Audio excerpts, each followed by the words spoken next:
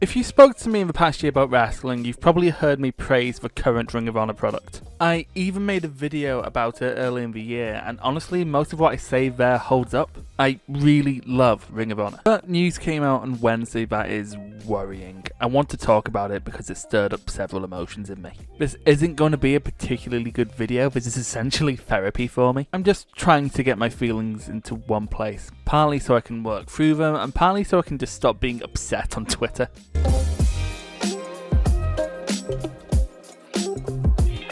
On the 27th of October, Ring of Honor posted this to their social media pages, saying that after Final Battle, their last pay-per-view of the year, they would be going on hiatus for the first few months of 2022, with a projected return of Mania weekend for Supercard of Honor. This in itself doesn't have to be a death nail, but later news of ROH releasing all of their talent and wrestlers taking to Twitter to thank ROH definitely makes it feel like the world is falling down right now. There still isn't a definitive closing down for the company, but the non-confirming language in ROH's post and the releasing of talent isn't filling me with hope. ROH didn't fire any talent during the pandemic, which is admirable. This went as far as to pay independent contractors for dates they couldn't fulfill. They didn't have to do that, they just did. I think that's lovely. But they didn't run any shows for most of 2020. When they came back, they made the ROH bubble to try and make sure that no one working at the shows had the virus. They didn't even invite fans back. They could have easily taken advantage of lax legislation in several states to do that, but they didn't at great cost to themselves.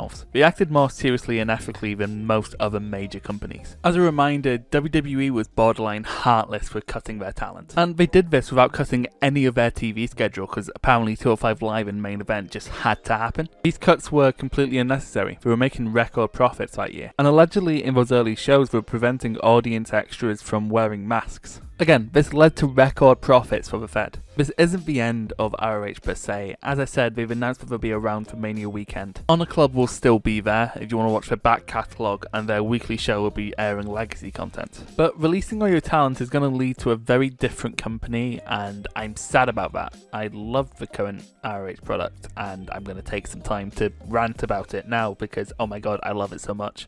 I'm just going to gush. This video is for me, okay? I've warned you, this is for me, not for you.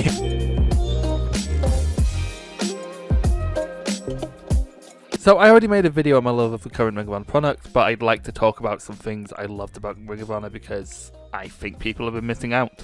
If you want a more thorough breakdown, go there. I just want to gush.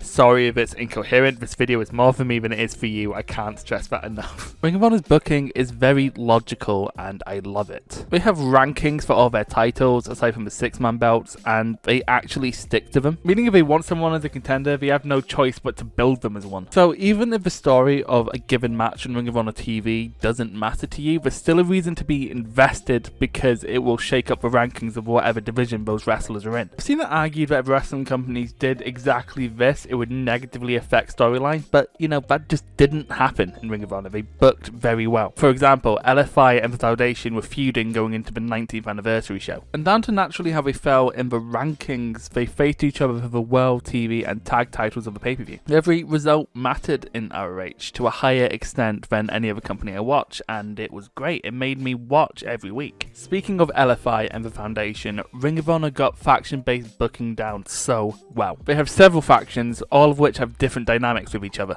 For example, when LFI and Violence Unlimited came to blows, it's a chaotic and wild brawl. But when Violence Unlimited and the Foundation faced off, Violence Unlimited would goad and pester the low-key hotheads in the Foundation. It was glorious. These factions essentially exist on a spectrum and I love that. Industry darlings like New Japan and Stardom also do faction-based booking, but they've had their fair share of problems with the concept. Stardom appears to have forgotten how you pair off factions, and New Japan's have been around for so long that the dynamics have gotten really stale and lifeless. Like, are you really clamouring to see Chaos take on Bullet Club? No, you're not. Don't lie to me. This isn't the case with ROH, who inject new elements just enough to not make their card bloated. This adding of new elements over the past wee while has made for a diverse and fun roster. In style, you have high flyers like Bandido and Flamita, technical masters like Jonathan Gresham, brawlers like Shane Taylor, monsters like Brody King, rudos like Rush, veterans like Jay Lethal, just to name a few. Ring of Honor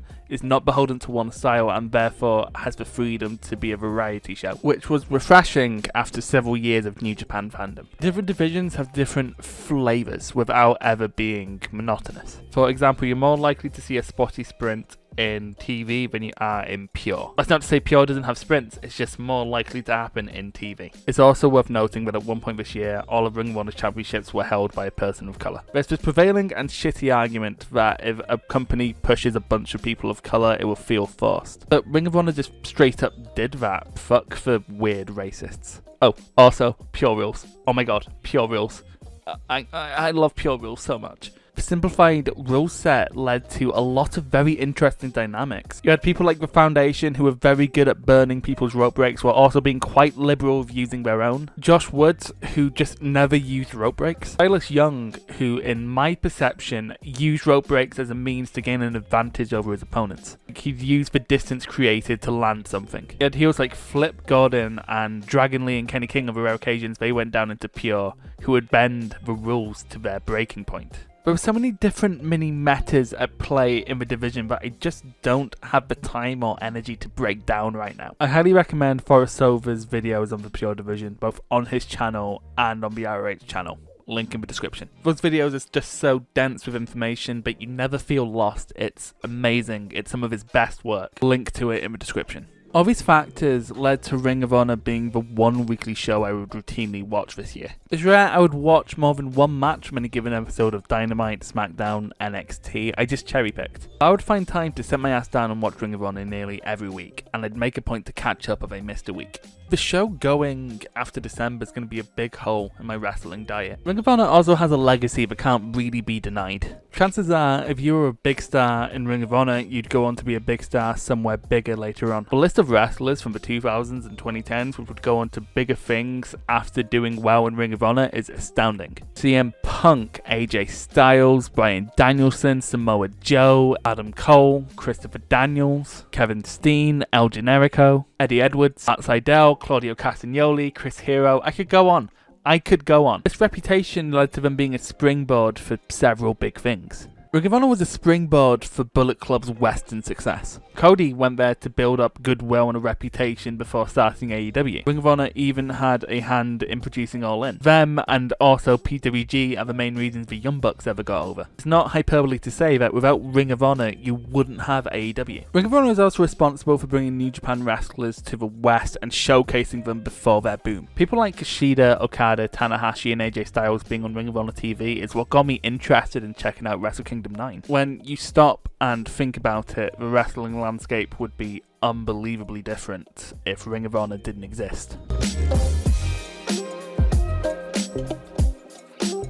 Wrestling Twitter is a cesspit full of absolute wankers who don't seem to know how to talk to other people like they're humans. This isn't a hot take, but also it's not a side of Twitter I run into a lot. I actively endeavour to make sure that side of Twitter doesn't end up on my feed. But oh boy, did this Ring of Honor news bring the worst onto my timeline, and I'm angry about it and I'm going to rant. I warned you this was more for me than it was for you.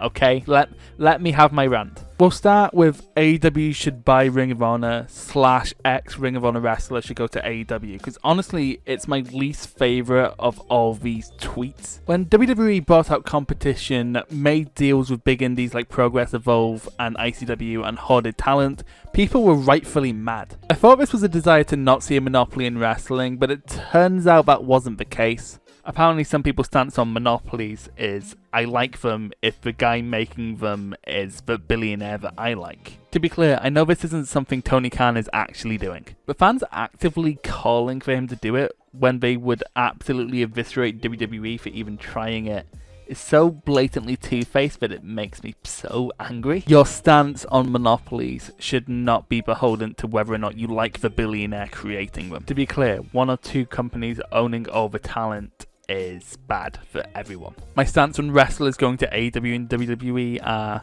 I hope they're used right. But if the entire Ring of Honor roster goes to AEW like some are calling for, What exactly do you think is going to happen? AEW's roster is so big that if some of the smaller guys went there, they're probably going to be lost in the shuffle. Also, there's a bunch of New Japan fans who are using this as an excuse to just complain about G1 Supercard again, like it wasn't 2 years ago. I mentioned this in my first video, but a lot of the people complaining about the booking makes no sense because it's clear they weren't watching the product. Matt Taven shouldn't be champion is a bad stance because he was being pushed in that main event scene for like a year before that show. Saying it doesn't make sense because your favourite from a promotion you don't watch didn't win is stupid, especially since you're complaining because Marty fucking Scurll didn't win. You know, everyone loves Marty Scurll these days. Ring of Honor made some dumb choices on that show. I mean, Enzo and Cass turned up, but it didn't kill Ring of Honor. People are actually claiming that, like, oh my god, pull yourself together. Some missteps on a big card doesn't kill a company. If that was the case, New Japan would be dead from that card. Okada vs Jay White fucking sucked, and the championship defaulting back to Okada felt so stale that it's easily the worst booking on that night. Stop being mad about a show you only half remember from 2 years ago. Oh, hey, hi. Also, stop being weird towards the wrestlers. Stop using this as an excuse to try and fish for fucking retweets. Stop being creepy towards other women's wrestlers. Like, look at this. Fucking hell. Stop making up fake news and then being like, oh yeah, it's just a joke when it was found out. Don't do that. Like, you're cashing in on people losing their jobs. You fucking... Fuck you. Thanks for indulging my Twitter rant. Let's wrap this up. Wrestling is an art form that is almost averse to closure. When WCW and ECW shut down, it was on fairly short notice. When the likes of Jumbo Tsuruta, Katsuyori Shibata or Edge retired, there were storylines left on the table. It's rare to get a satisfying ending in wrestling. We don't always get to see the hero vanquish the villain, or the fan favourite get the belt. Moments like Okada's win over Tanahashi at Wrestle Kingdom 10, or Johnny Gargano overcoming Tommaso Ciampa after his betrayal, Ric Flair's retirement speech, or even Cactus Jack's last stand at No Way Out are rare. One thing you may have noticed with those examples is that these moments were ruined with time. Okada would overuse the wrist control spot that was so iconic in that match, diluting its impact. The Gargano Ciampa feud was ran into the ground. Come 2020, this feud I once adored did nothing for me. It actively annoyed me. Flair and Foley would be back in a ring not too long after they retired. My point is, wrestling isn't going to be tied up in a neat bow like we want it to be, and it can't do that. It's not conducive to the art form. My main feeling coming out of the Ring of Honor news is emptiness. Like, this was just going to be a thing that kept going, but it's not there anymore. No company can last forever. Even the WWE will one day shut its doors. I hope after Final Battle that's not it for Ring of Honor. They clearly have desires of continuing, but in what form we don't know. Things you love can leave you in an instant. This would be a very good time to put the Tears and Rain speech from Blade Runner. I'm not going to do that, I'm just saying it could be a good time to put it. ROH might be gone, and I'm sad. Thanks for indulging my coping mechanism.